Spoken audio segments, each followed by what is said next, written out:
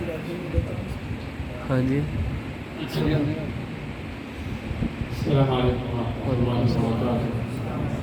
الحمد للہ رب العالمین والصلاة والسلام علی رسولہ الکریم وعلی آلہ وصحبہ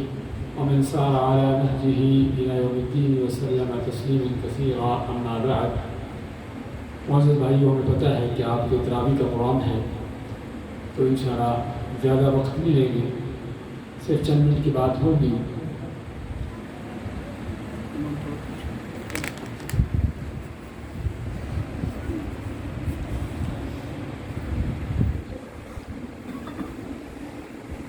اللہ تعالیٰ فرماتا ہے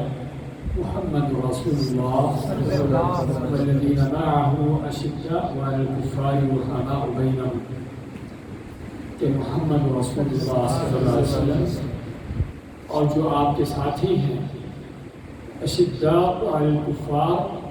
کافروں پر بڑے سخت ہیں، رحماء بینہم، اور آپس میں بڑے رحم دل ہیں. معزز بھائیوں، آپ کو جو موضوع دیا گیا ہے کہ اہل بیت کی محبت اور ان کا احترام. حقیقت میں ہم دیکھتے ہیں کہ قرآن کریم میں صحابہ کرام کو اللہ تعالیٰ نے ان کے کیا مقامات بیان کیے ہیں اور ان کے لیے جنتوں کے وعدے کیے ہیں. رضی اللہ عنہم ورضوا عنہ وأعد لهم جنات تجری من تحتها الانہار، کہ اللہ ان پر راضی ہو گیا اور وہ اللہ پر راضی ہو گئے، اور ان کے لیے وہ جنتیں تیار کی ہیں جن کے نیچے سے نہریں بہتی ہیں. یہ صحابہ کرام کے عموماً ان کے جو مرتبے اور مقامات اللہ نے قرآن کریم میں بیان کیے ہیں، اور رسول کریم صلی اللہ علیہ وسلم نے بھی کہ ایک احادیث میں صحابہ کے عظمت کو، ان کے مقام کو بیان کیا،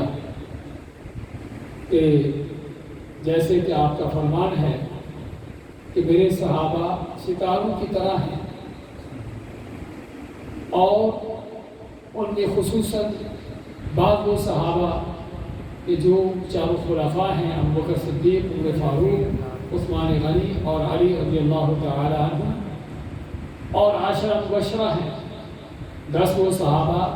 کہ جن کو جنت میں ہی، جنت کی ایک دفعہ ہی خوشخبری دی گئی، دنیا میں ہی ان کو جنت کی خوشخبری دی گئی، عشرہ مبشرہ کے نام سے جن کو جانا جاتا ہے. اور اسی طرح ان صحابہ کے مزید بھی ان کی تقسیم اور ان کے مقامات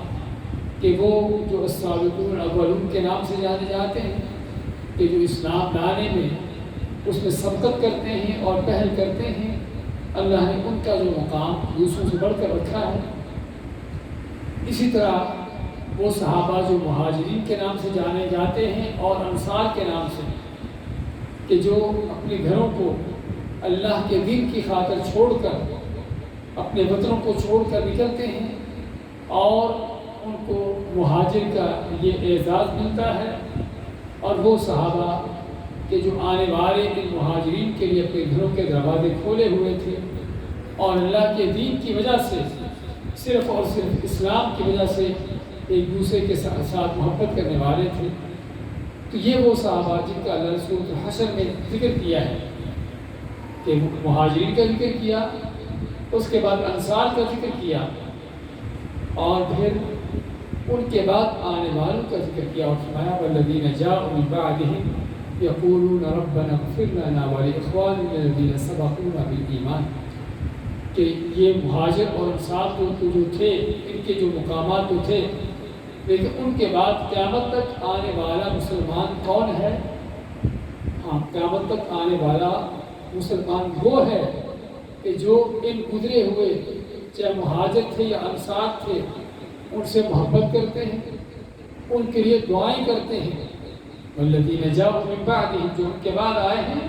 یقولون کہتے ہیں ربنا اغفر لنا، اے رب ہماری بخشش کر دے، ولاخواننا الذین سبقونا بالایمان، اور ہمارے ان بھائیوں کی جو ہم سے پہلے ایمان میں سبقت لے کر دنیا سے چلے گئے. ولا تجعل فی قلوبنا غلا للذین آمنوا، اور ہمارے دلوں میں ان لوگوں کے لیے کوئی کینہ بغض نہ ہو کہ جو ایمان لانے والے ہیں. تو یہ بھائیوں ایمان والوں کے 3 گروہ مہاجر ہیں کہ جو اپنے گھر بار اللہ کے دین کی خاطر چھوڑ کر نکلتے، اور انصار جو آنے والوں کی مدد کرتے، ان کے ساتھ کھڑے ہوتے، اور ان کے بعد آنے والے قیامت تک مسلمان کہ جو ان گزرنے والوں کے سے محبت بھی کرتے ہیں، ان کے لیے دعائیں بھی کرتے ہیں۔ یہ ہے حقیقت میں مسلمانوں کی طرف۔ تو جو نہ تو انصار میں سے ہے، نہ مہاجروں میں سے ہے، اور نہ ہی ان سے محبت کرنے والوں میں سے ہے، وہ پھر کون ہے؟ اس کا شمار کن میں سے ہوگا؟ ایک آدمی آیا ابن عباس رضی اللہ عنہ کے پاس، جو کہ صحابہ کو گالیاں دینے والا، ان پر طعن و تشنیع کرنے والا، ان سے بغض رکھنے والا۔ تو ابن عباس مانتے ہیں کہ اللہ نے قرآن میں 3 طرح کے مسلمانوں کا ذکر کیا ہے، یا تو مہاجر ہیں، یا انصار ہیں،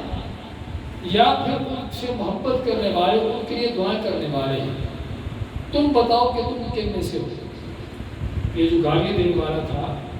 طعن و تشنیع کرنے والا تھا، اس سے پوچھا اللہ نے تو مسلمانوں کی یہ 3 تقسیم کی ہے، 3 گروہ ذکر کیے ہیں، تم بتاؤ کہ تم ان تینوں میں سے کس میں سے ہو؟ نہ تو تم مہاجر ہو، نہ تم انصار ہو، اور نہ تم ان سے محبت کرنے والے، ان سے دعا کرنے والے، ان پر طعن و تشنیع کرنے والے ہو۔ اس کا مطلب کہ تم ان مسلمانوں میں سے نہیں ہو۔ تو بہت اہم ترین سبق اور درس ہے ہمارے لیے۔ اور بھائیوں، اسلام صرف اور صرف کو نماز روزے کا نام نہیں ہے۔ اسلام یہ بھی ہے کہ میری کس سے محبت ہو اور کس سے دشمنی ہو۔ دوستی اور دشمنی، جس کو عربی میں الولا والبراء کا نام دیا جاتا ہے، یہ بھی اسلام کی عین بنیادوں میں سے ہے کہ جب تک ہم ان سے محبت نہ کریں کہ جو اللہ سے محبت کرنے والے ہیں، کہ جن سے اللہ محبت کرنے والا ہے، جب تک ہماری ان سے محبت نہیں بھائیوں، ایمان نہیں ہے۔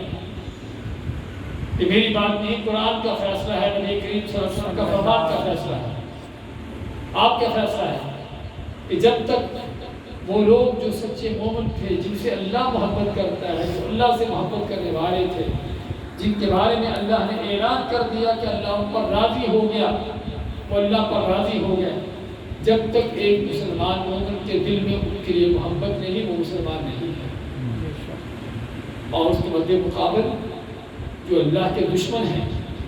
چاہے وہ کافر ہو، مشرک ہو، کسی بھی انداز سے کیوں نہ ہو، جو اللہ کے دشمن ہیں، جب تک ایک مسلمان کی اس سے دشمنی نہیں ہے، اس وقت تک مومن نہیں ہے۔ بھائی، ہم دنیا کے لحاظ سے دیکھیں کہ اگر کوئی میرا دوست ہو، آپ اس سے دشمنی رکھو کہ میں آپ سے دوستی رکھوں گا؟ کہ تم میرے دوست کے دشمن ہو؟ تو اللہ کو کیسے گوارا ہوگا کہ سب سے بڑے اللہ کے دوست، صحابہ سے بڑھ کر تو اللہ کا دوست ہو سکتا ہے، تو اللہ کے دوستوں سے دشمنی رکھنے والا اللہ کا دوست کیسے بن سکتا ہے؟ اگر کوئی میرا دشمن ہے، آپ اس سے جا کے یاریاں لگاتے ہو، دوستیاں لگاتے ہو، تو کہ میں آپ سے دوستی رکھوں گا؟ ہم انسانوں کو گوارا نہیں ہوتا کہ ہم جس سے دوستی رکھتے ہیں وہ اس سے دشمنی کرے، ہم جس سے دشمنی کرتے ہیں وہ اس سے دوستی کرے، تو اللہ رب العالمین کو کیسے یہ چیز گوارا ہوگی؟ یہ بھائیو ہمارا عقیدہ ہے، ہمارا ایمان ہے کہ جسے ہمیں سمجھنے کی ضرورت ہے۔ اور صحابہ کے حوالے سے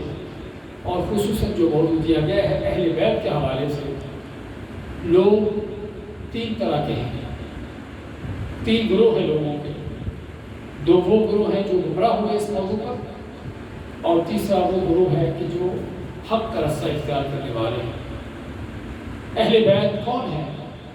اہل بیت جو رسول کریم صلی اللہ علیہ وسلم کے آل سے ہیں، آپ کے خاندان سے ہیں، یا آپ کی ازواج مطہرات ہیں۔ اس میں سب سے پہلے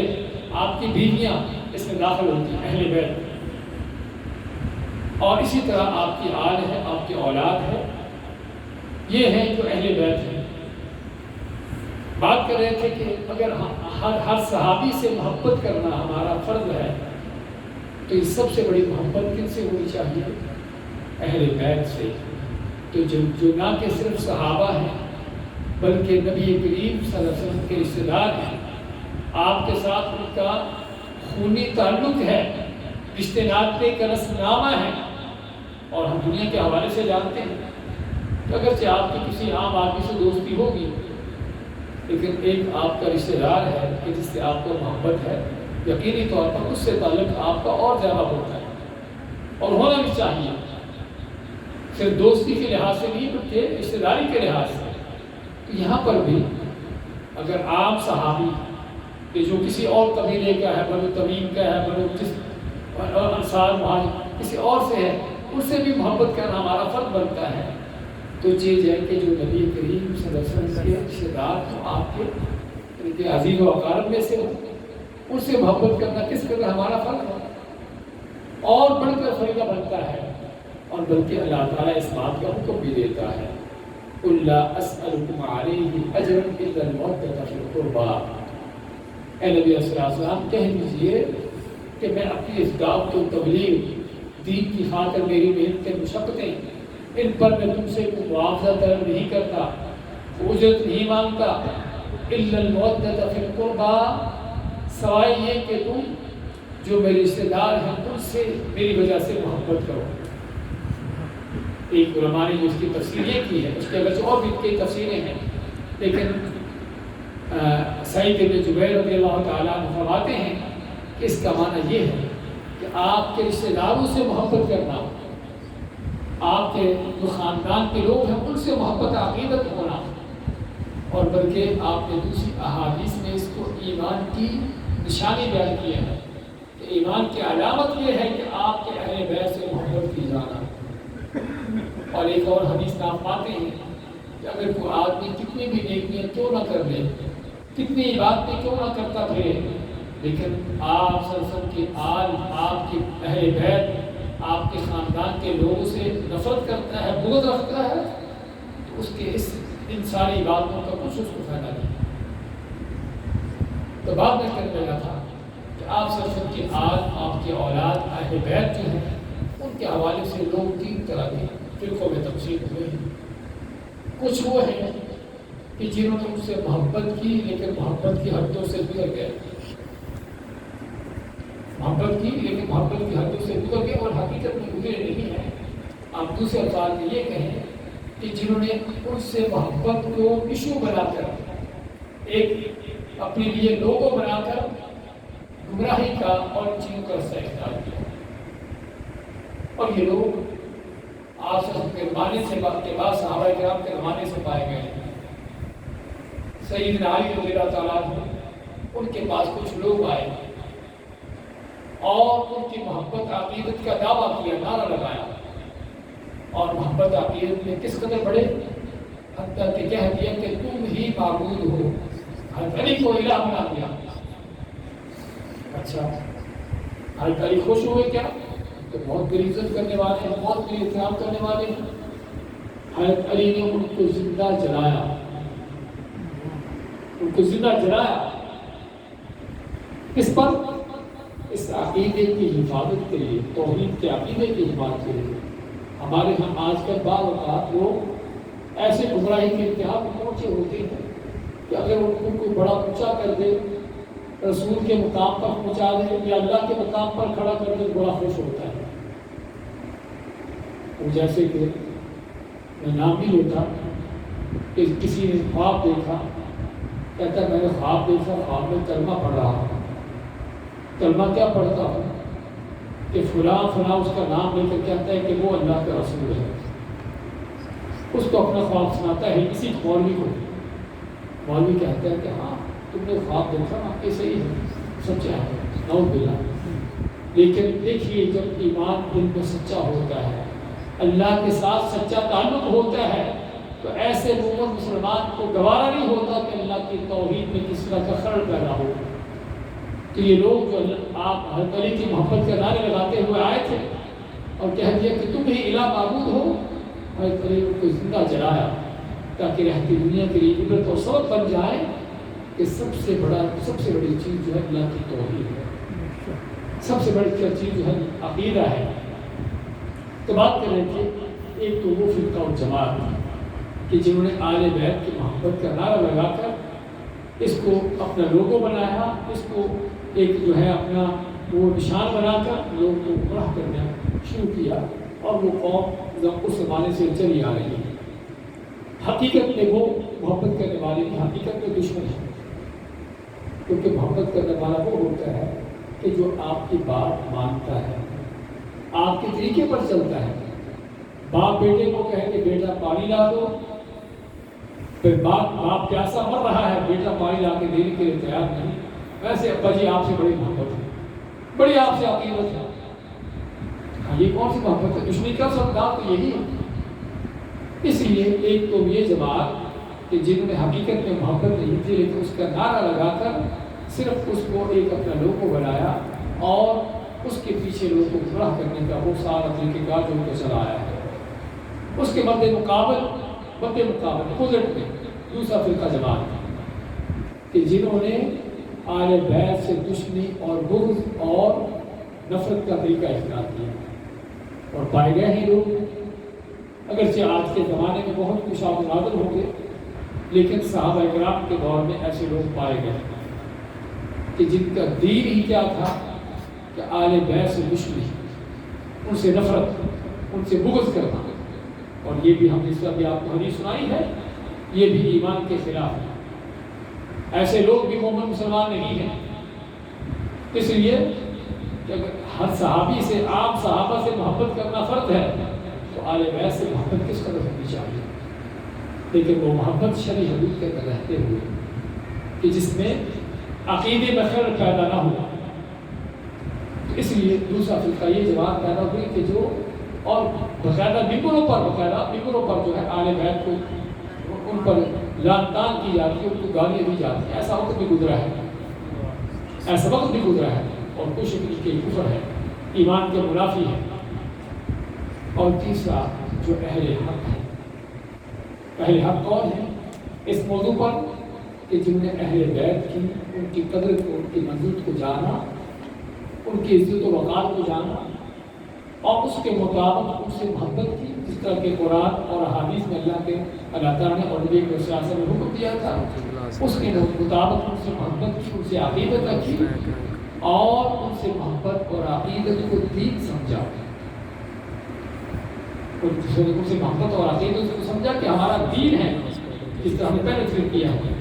لیکن اس محبت اور عقیدت میں حدوں سے آگے نہیں گزرے، شرک کی حد تک نہیں پہنچے کہ کسی کو معبود الہ بنا دیا ہو اور کسی کو غلطیوں سے معصوم قرار دے دیا ہو، کسی کو اپنا مشکل کشا حاجت روا بنا دیا ہو، ہاں اس حد تک نہیں پہنچے، اور نہ ہی ان سے بغض اور نفرت کی، بلکہ محبت کے جو تقاضے تھے ان کو پورا کرتے ہوئے ان کے احترام، ان سے محبت، ان کی عقیدت، ان کے لیے دعائیں، اور جہاں تک منکر ہو ان کا دفاع بھی، ان کا تحفظ بھی۔ ہاں یہ ہے جو محبت کا اثر انداز ہے کہ ان سے جہاں تک منکر ہوا ان کا دفاع بھی کیا۔ اور آج بھی ہمیں اس کی ضرورت ہے، آج بھی ہمیں ضرورت ہے کہ آپ کے آل بیت سے محبت کی جائے۔ اگر کوئی ان سے نفرت کرتا ہے، ان سے دشمنی رکھتا ہے اور وہ دشمنی کے انداز اختیار کرتا ہے تو ان کے خلاف کھڑا ہوا جائے، اور باقاعدہ طور پر آپ کے آل، آپ کے صحاب کا، ان کا دفاع کیا جائے۔ یہ ہمارے ایمان کی بنیاد ہے، ہمارے ایمان کا حصہ ہے کہ جس کے بغیر کو آدمی مومن نہیں ہو سکتا۔ تو بھائی وہ اس سے طور پر بات یہ کرنا چاہتے تھے کہ آل بیت کے حوالے سے ہمارا کیا موقف ہونا چاہیے، ان تینوں گروہوں میں سے کون سا گروہ ہے جو اہل حق ہے کہ جو ان سے محبت بھی کرتا ہے، لیکن محبت کا جو شریف دائرہ ہے اس کے اندر رہتے ہوئے اور اس سے باہر نہیں نکلتا، اور اگر کسی سے غلطی سرزد ہوئی ہے کیونکہ انسان ہے۔ اہل سنت کا جو عقیدہ ہے اہل بیت کے بارے میں کہ وہ بشر ہے، انسان ہے، غلطی ہونا ممکن ہے اور غلطیاں ہو بھی سکتی ہیں، وہ ہوئی ہیں، لیکن ان کی اگر کوئی غلطی بھی ہے تو ان کی وہ غلطی ان کے بہت بڑے کارناموں کے مقابلے میں وہ چھپی ہوئی اور دبی ہوئی ہے۔ یعنی جس طرح کہا جاتا ہے کہ ان کی اس قدر نیکیاں اور حسنات ہیں، اس طرح ان کے مقامات ہیں کہ اگر اس کے مقابلے میں کوئی غلطی بھی سرزد ہو گئی ہے تو وہ اس کے نیچے دب چکی، جس کی کوئی حیثیت ہی نہیں۔ اور یہ صرف اہل بیت کی بلکہ صحابہ کا سبھی کا یہ حال ہے۔ اس لیے صحابہ اگر سے بشر انسان ہے، غلطی ہو جانا بڑی بات نہیں ہے، لیکن ان کے جو مقامات ہیں، ان کے جو دین کی خاطر قربانیاں ہیں اور دین کی خاطر ان کی جو محنتیں ہیں، اس کے مقابلے میں اس طرح کی معمولی غلطی کی کوئی حیثیت نہیں، اور نہ ہی ہمیں لائق ہے کہ ہم ان کی غلطیوں کو اچھالیں، ان گمراہ لوگوں کی طرح اور بہتے ہوئے لوگوں کی طرح ان کی غلطیوں کو اچھالنا، یہ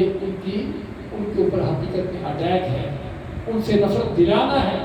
جو کسی کافر منافق کا کام تو ہو سکتا ہے، کسی مومن کا نہیں ہو سکتا۔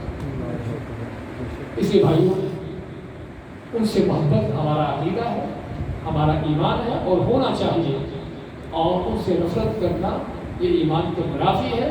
اور نفرت کرنے والوں سے نفرت کرنا پہلی بات ان کو سمجھانا جہاں تک ممکن ہو، کہ تاکہ وہ اس غلطی کو چھوڑ کر، گمراہی کو چھوڑ کر ہدایت کی طرف آئیں، اور اگر کوئی مصر رہتا ہے ان سے نفرت کرنے پر، ان سے دشمنیاں کرنے پر، تو ایسے لوگوں سے دشمنی رکھنا ہمارا ایمان ہے۔ تو ضرورت ہے ہمیں اس عقیدے کے حوالے سے اپنے کے صحیح رستہ اختیار کرنے کی اور گمراہیوں سے بچنے کی۔ اللہ سے دعا ہے کہ اللہ تعالیٰ تمام صحابہ کرام کو عموماً اور اہل بیت کو اللہ تعالیٰ ان کے مقامات، ان کے درجات کو مزید بلند فرمائے، اور ہمیں ان سے سچی محبت کرنے کی توفیق عطا فرمائے، ہمارے دلوں کو ان سے، ان کے متعلق کسی طرح کا بغض اور کینہ حسد رکھنے سے ان کو پاک کرے۔ بات کا توفیق جزاک اللہ خیر، صلی اللہ علیہ وسلم علی نبینا محمد۔ ایک چھوٹا سا سوال ہے کہ عموماً کتب حدیث میں دیکھتے ہیں کہ جیسے صحابہ کے درمیان بعض اوقات کوئی کسی معاملے میں جنگ بھی رہی اور کسی معاملے میں کوئی اختلاف بھی رہا، تو آج ہمیں کیا اختیار کرنا چاہیے کہ خصوصاً جو لوگ ان مسائل کو اچھالتے ہیں تو ہمیں ان کے ساتھ کس طرح کا معاملہ رکھنا چاہیے؟ آپ نے سوال سنا کہ صحابہ کے درمیان جس طرح ہم دیکھتے ہیں اللہ کی تقدیر سے اور اللہ تعالیٰ نے خود اپنے ارادے سے یہ چیز کی کہ کچھ اختلافات ہوئے، کچھ جنگیں بھی ہیں، جس طرح کہ سیدنا علی رضی اللہ عنہ اور معاویہ رضی اللہ عنہ کے درمیان معاملات رہے، تو پہلی بات تو کیا ہمیں حق ہے اس بات کا ان کے بارے میں زبان کھولو؟ اللہ نے ان کو وہ مرتبہ مقام دیا ہوا ہے کہ ہم اس کی خاک پر نہیں پہنچ سکتے، تو کسی آدمی کو کہ جو اس سے جوتے کے برابر بھی نہ ہو، اس کا حق ہے کہ اس کے بارے میں بات کریں، پہلی چیز یہ۔ دوسری، ان سے محبت عقیدت کا بھی جو حق ہے وہ یہ ہے کہ اپنی زبان کو اس طرح کی باتوں کے بارے میں خاموش رکھیں۔ یہی سوال عمر بن عبدالعزیز رحمۃ اللہ علیہ، جانتے ہیں کہ پہلی صدی کے آخر میں ان کی خلافت رہی ہے اور 5ویں خلیفہ راشد کو ان کو لقب دیا جاتا ہے۔ کسی نے ان سے یہ سوال کیا کہ جو یہ معاملات ہوئے صحابہ کے درمیان، اس کے بارے میں ہمارا کیا موقف ہونا چاہیے؟ انہوں نے بہت عظیم موقف بیان کیا۔ کیا موقف تھا؟ کہتے ہیں کہ یہ وہ لوگ جو دنیا سے چلے جا چکے، اپنے اعمال لے کر دنیا سے چلے گئے، تلک امت قد خلت لہا ما کسبت، کہ وہ اپنے اعمال لے کر دنیا سے چلے گئے، وہ اپنے اعمال کے خود ذمہ دار ہیں، ہمیں ان کے بارے میں سوال نہیں ہوگا۔ ایک چیز۔ دوسری چیز کہ یہ وہ لوگ ہیں کہ جن کے خون سے ہماری تلواریں محفوظ رہیں، کیونکہ ہم تھے ہی نہیں، اس وقت نہیں تھے، ہوتے تو شاید ہم بھی کسی جنگ میں شریک ہو جاتے، جو معاملہ ہو جاتا۔ کہتے ہیں کہ ان کے خون سے اللہ نے ہماری تلواروں کو محفوظ رکھا، اور ہم اللہ سے دعا کرتے ہیں کہ ان کے متعلق بات کرنے سے ہماری زبانیں محفوظ ہیں۔ بھائی یہ ہے ایک مسلمان کا موقف کہ اس قدر عظیم اور جلیل لوگ، ان کے بارے میں ہم کون ہوتے ہیں کہ زبانیں کھولیں؟ کیا ہماری حیثیت ان کے مقابلے میں؟ یعنی جیسے کہ دوسرے الفاظ میں آپ یہ کہو کہ ملک کا بہت بڑا حکمران کو، بہت بڑا عالم کو، بہت بڑا اونچے مرتبے مقام والا گھٹیا قسم کا آدمی اٹھ کے اس کے بارے میں فیصلہ کرے کہ آدمی اس طرح کا ہے۔ اس لیے حقیقت میں ان کے بارے میں ہمیں کس طرح کی زبانیں کھولنے کی اجازت ہے، اور جو کچھ ان سے ہوا ہے، ہمیں جیسا ابھی پہلے عرض کیا ہے، ان کی نیکیاں، ان کے کارنامے، ان کے دین کی خاطر قربانیاں، اس کے مقابلے میں یہ جو کچھ ہوا ہے بہت معمولی ہے۔ ان کے اعمال اس سے کہیں اونچے بڑے ہیں، اگر کوئی غلطی بھی سرزد ہوئی ہے ان کے بہت بڑے کارنامے تھے جو ان کی غلطیوں کو معاف کروانے کے لیے کافی ہیں، ان کے بہت بڑے قربانیاں ہیں کہ جو قربانیاں ان کی اس طرح کی غلطیوں کو بخشش کروانے کے لیے کافی ہیں۔ ہم اپنے گناہوں کا جائزہ لیں کہ میں کیا ہوں، میں کتنے پانی میں ہوں، میں کیا کر رہا ہوں۔ افسوس کی بات یہ ہے آج ہمارا حال ہے کہ دوسروں کے متعلق فیصلے کرنے کہ فلاں ایسا ہے فلاں ویسا ہے، اپنے آپ کو نہیں دیکھتے کہ میں کون ہوں، میں کن غلطوں میں ڈوبا ہوا ہوں۔ اگر ان سے ایک معمولی غلطی ثابت ہوئی ہے تو میں کون سے بڑے جرائم میں پھنسا ہوا ہوں۔ اصل یہ بات دیکھنے کی ضرورت ہے، اور عقل مند وہ ہے کہ جو دوسروں کا حساب کرنے سے پہلے اپنا حساب کرتا ہے۔ سبحان اللہ، ماشاء اللہ، بارک اللہ فیک۔ ماشاء اللہ۔